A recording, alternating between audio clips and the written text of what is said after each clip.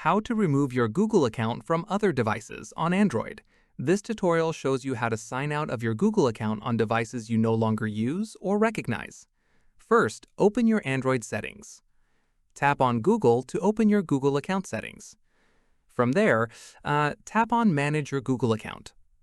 At this point, tap on the Security and Sign In from the options. From there, scroll down and tap on Manage your devices. After that, you will see a list of all devices currently signed into your Google account. In the next step, tap on the device you want to remove or sign out of.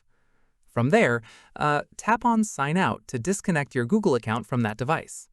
Once done, confirm the action when prompted, and the device will be removed from your account. Following this, repeat the same process for any other devices you want to remove from the list. Keep in mind, signing a device out remotely does not erase any data stored on that device. It only removes its access to your Google account. And that's it. If this guide helped you remove your Google account from other devices, give it a like, subscribe for more Android tutorials, and tap the bell icon for updates. See you in the next one.